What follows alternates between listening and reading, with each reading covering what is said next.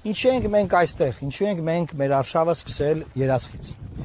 Մեզ համար Հայաստանի Հանրապետության Սահմանադրության առաջին հոդվածը առանցքային հիմնարար նշանակություն ունի, իսկ այդ հոդվածը խոսում է Հայաստանի Հանրապետության ինքնիշխանության մասին։ Ահա այն ինքնիշխանության սիմվոլը, որը այսօր Հայաստանը ունի։ Սա երասխի մետալուրգիական գործարանն է որպես սիմվոլ, որովհետև այսօրվա կառավարությունը 2 տարի առաջ Ադրբեջանի պահանջով Հայաստանի Հանրապետության ինքնիշխան տարածքում դադարեցրել է երասխի մետալուրգիական գործարանը, որը կառուցվում էր ամերիկյան ներդրողների կողմից։ Այսինքն ամերիկյան ներդրողները երասխում Հայաստանի Հանրապետության ինքնիշխան տարածքում սկսել էին կառուցել մետալուրգիական գործարան, Ադրբեջանը սկսեց կրակել, վիրավորել նաև գործարանի վրա աշխատող բանվորներին եւ գործարանի շինարարությունը դադարեցվեց։ Հետագայում այն տեղափոխվեց այլ վայր։ Հիմա խոսալ անդադար ինքնիշխանությունից, ասել, որ մենք ավելի ինքնիշխան ենք, քան երբևէ, սակայն ունենալ նման ամոթ, նման խայտառակություն եւ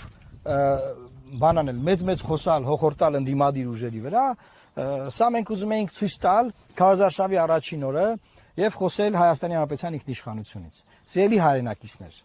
դուք հունիսի 7-ին հնարավորություն ունեք պաշտպանելու Հայաստանի Հանրապետության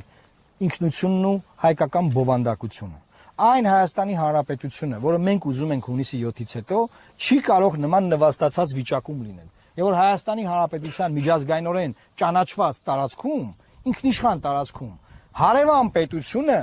կրակելով արգելում է կառուցել գործարան, որը բոլոր չափանիշներին համապատասխանող գործարան է, եւ այս իմաստով շատ կարեւոր ենք մենք համարում, որ մեր հայրենակիցներն իմանան, որ մեր թիմը այս ընտրություններին մասնակցելով սպառողական խոստումները մի կողմ դրած, խոսում է այն խնդիրներից, որոնք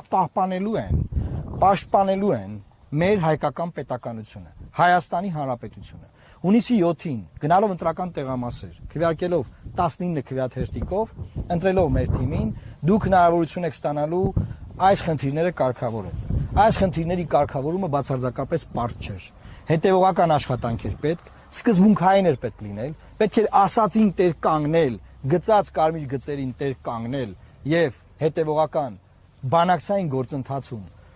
կանգնել մեր դիրքերի վրա եւ այս գործարանը կկառուցվեր։ Այդ ինչ արել մեր իշխանությունը։ Մի հատ շրջակա միջավայրի նախարարության հայտարարություն, մի հատ ԱԳՆ նախարարության հայտարարություն, մի քիչ կրակոց եւ որոշել են, որ դե լավ թարգենք, լավ, մեր ինքնիշխան տարածքն է, դե բայց դե բան չկառուցենք այստեղ գործարանը, գնանք ուրիշ տեղ։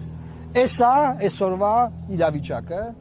ձեզ կասեն 10,000 դրամով ձեր թոշակն ենք ավելացնում, մեկը կասի ձեր դեղերն ենք էժանացնում, այն մյուսը ուրիշ բան կասի։ Իմացեք, եթե ինքնիշխան, անկախ հայկական պետականություն չունեցանք, մենք բացարձակապես որևէ ձևով որպես ազգ չենք կարող պաշտպանված լինել ապագա ցեղասպանություններից եւ ապագա արհավիկներից։ Սա է մեր այսօրվա ուղերձը։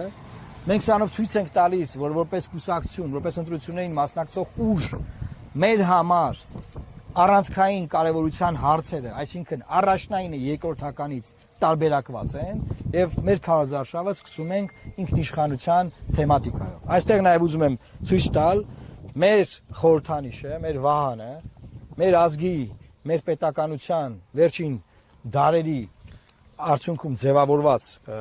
սիմվոլներն են եւ առաջին տեղում բնականաբար մեր զինանշանն է, մեր պետականությունն է ցույց տալիս։ Եվ մենք ձեզ ասում ենք, սիրելի հայրենակիցներ, որ այն շանսը, որ մենք բոլորս իմաստացել ենք այս ընտրություններով, մեր պետականությունը պաշտպանելու մասին է։